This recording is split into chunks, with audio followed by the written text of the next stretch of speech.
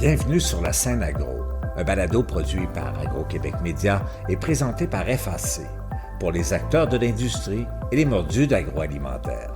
Nous partageons l'actualité, des entrevues exclusives, des dossiers, portraits d'entreprises et plusieurs sujets liés à ce secteur représentant un véritable moteur pour l'économie du Québec. Bonne écoute. Ici Lionel Levac. Rester au Québec pour les vacances est une excellente idée.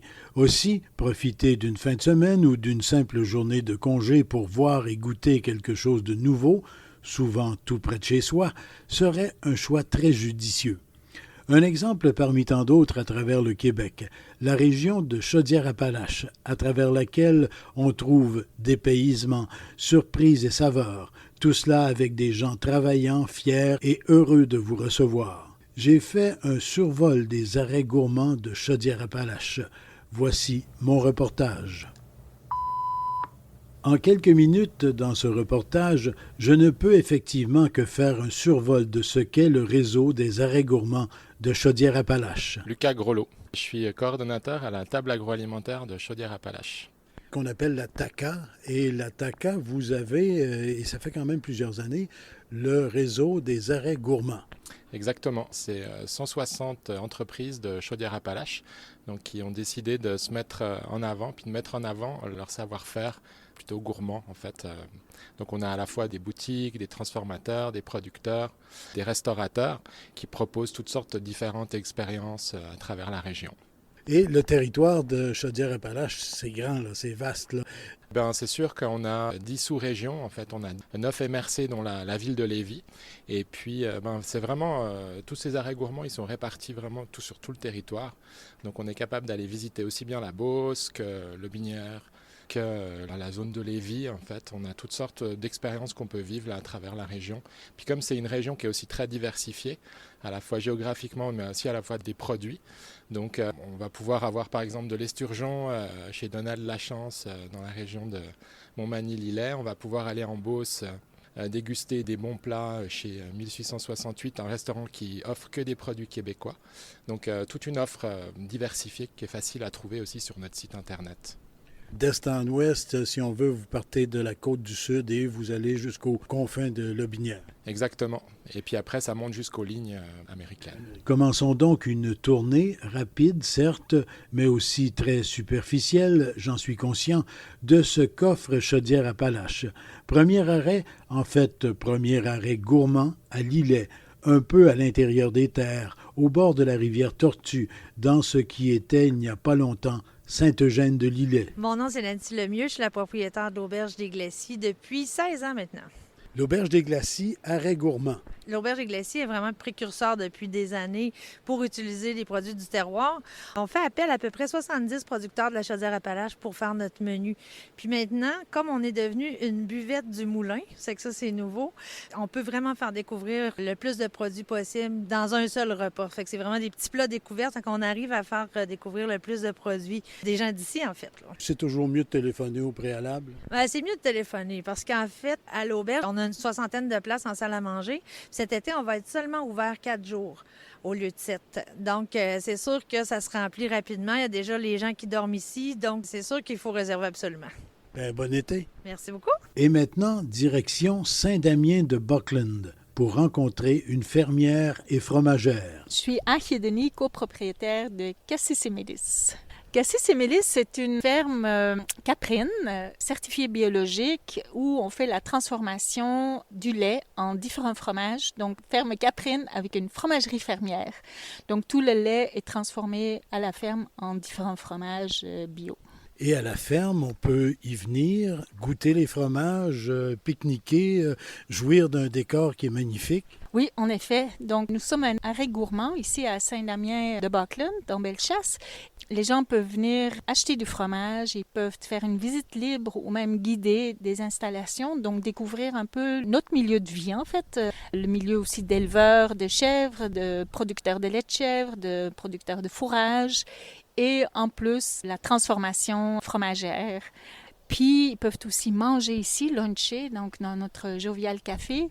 Et même cet été, les enfants, les familles pourront faire un sac à dos évasion, donc une balade ludique sur la ferme ici, tout en apprenant les différentes facettes de notre métier. Vous faites la démonstration que ça vaut la peine de sortir du corridor fluvial, si on veut, de s'éloigner vers l'intérieur des terres, vers le sud, au sud de Beaumont.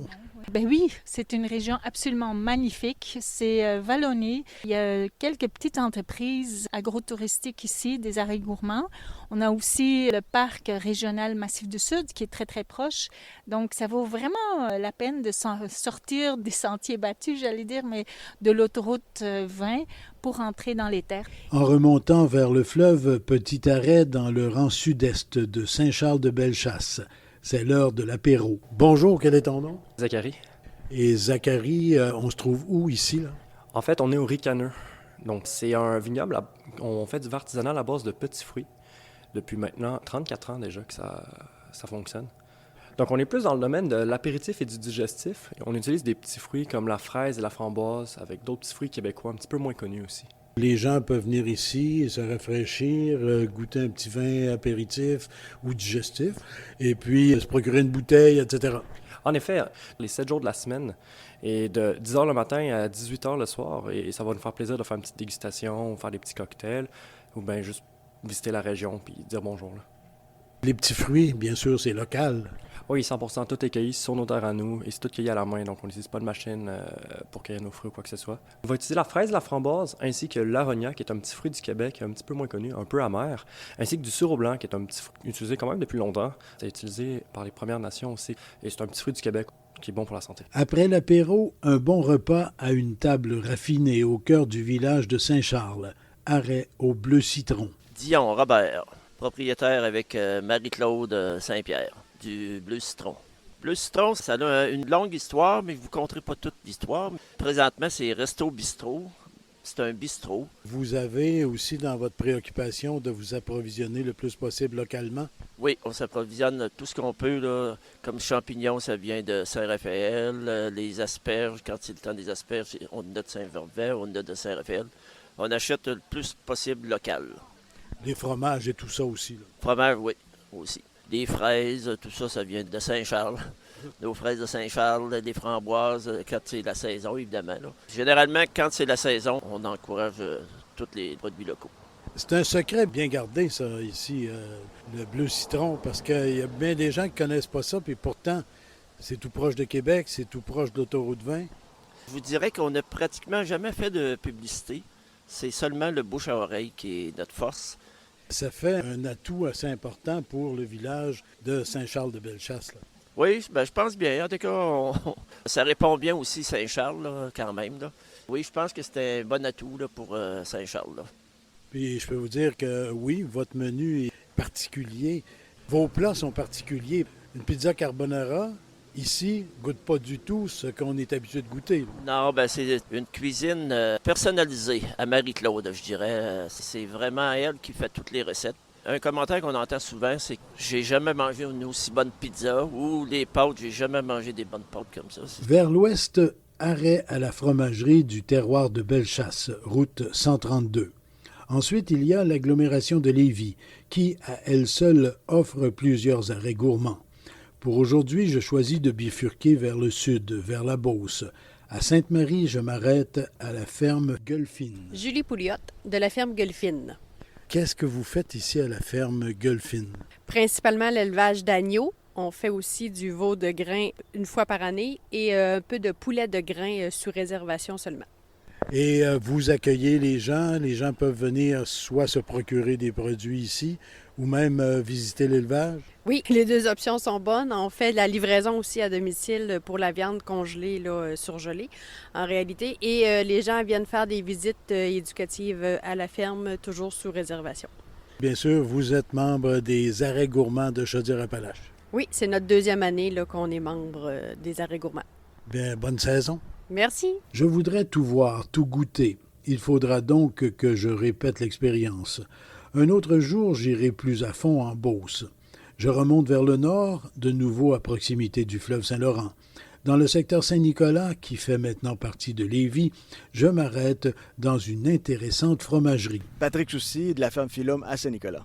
La ferme Philum, c'est une production laitière, 100% Jersey, du lait A2A2, et avec la transformation qui vient avec. Donc, on transforme notre lait en fromage, en yogourt, en lait au chocolat, et quasiment tous les produits qui existent, quasiment, on est capable de le faire avec notre lait. La fromagerie n'est pas vieille, mais vous avez des fromages qui déjà se sont créés une bonne réputation.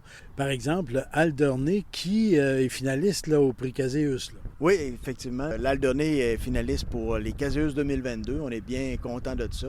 Ça fait quand même juste 3 ans qu'on est en production, transformation, puis on a déjà une reconnaissance vis-à-vis du public pour ce type de fromage. Donc, la boutique est ouverte. Vous êtes dans le circuit des arrêts gourmands. La boutique est ouverte maintenant du mercredi au dimanche. C'est sûr qu'une problématique de main-d'œuvre aussi n'aide pas, mais du mercredi au dimanche, on est ouvert. Alors, le monde vient, s'assoit à la table, en dessous du verger, puis il commence à manger, déguste, puis oups, OK, c'est bon, on revient pour se faire des provisions. Alors, un arrêt gourmand de plus, puis surtout qu'on est dans la transformation laitière, donc il y en a beaucoup moins dans la région de Lévis et dans Chaudière-Appalaches. Avec notre lait Jersey, il n'y en a pratiquement pas. Dans Chaudière-Appalaches, il n'y a pas de transformation au niveau du lait Jersey. Ensuite, un peu plus à l'ouest, à Saint-Antoine-de-Tilly, je fais provision de fromage de type Gouda à la fromagerie Bergeron. J'aime particulièrement le Louis-Cyr, vieilli de préférence. Et au cœur du village, je m'arrête dans un sympathique établissement. Christian Laroche, copropriétaire de la crêperie du côté de Cheswan. On est spécialisé en crêpes bretonnes depuis presque maintenant 19 ans. On a intégré en octobre 2020 la partie microbrasserie. On ne produit pas ici nos bières présentement.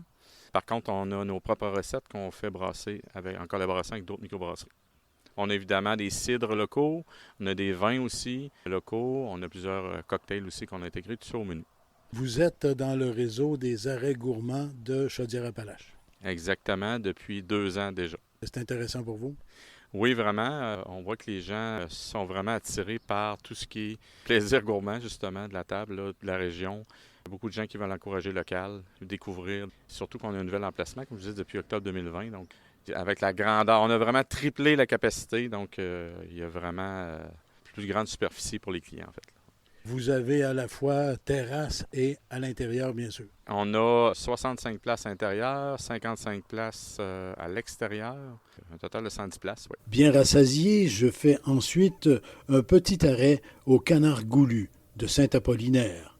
Par chance, c'est l'été. Les journées sont plus longues. Je décide donc de terminer ma petite tournée à la Vallée Bleue, à Val-Alain. Misa Pailleur. Je suis copropriétaire de la Vallée Bleue distillerie à Val-Alain. Et qu'est-ce que vous faites à la Vallée Bleue? À la Vallée Bleue, on a beaucoup de produits, particulièrement les alcools. On fait des spiritueux comme des gins, des brandy. On fait aussi des vins, des liqueurs et des produits dérivés des viandes de bœuf, de porc. On a aussi des produits à l'érable. Donc, je pourrais parler des heures. Là, on a beaucoup de petits produits à la boutique. Parce que ici, c'est très diversifié. Là. Vous avez une belle bleuetière ici, là? Oui, on a une bleuetière, on a aussi la camerise et le cassis. Des fruits qui vous servent là, pour plusieurs de vos distillations et préparations. Exactement. Donc, ça vous fait quoi, là, facilement, une quinzaine, une vingtaine de produits? Oui, facilement. Bien, on a aussi un nouveau projet. On est en train de, présentement, la fermentation, c'est le sirop d'érable. Donc, on va sortir aussi des nouveaux produits à base d'érable, comme un acérum, des crèmes à l'érable, des liqueurs. Donc, sous peu, plein de produits à découvrir. Avez-vous la cabane à sucre ici même? Tout près, contigu à nos terres, là, mais il n'y a pas de visite pour l'érablière. Ici Lionel Levac. J'espère que vous n'êtes pas trop essoufflé. Je voulais simplement vous démontrer en quelques minutes que Chaudière-Appalaches, avec ses 160 arrêts gourmands, est une région riche et généreuse. Moi, je prépare déjà ma 2e tournée en Chaudière-Appalaches. Cette fois, je m'arrêterai chez des maraîchers et à des kiosques à la ferme. Au revoir. Vous avez aimé ce contenu? Suivez la Scène Agro pour rester à l'affût de l'actualité agroalimentaire. Merci et à bientôt.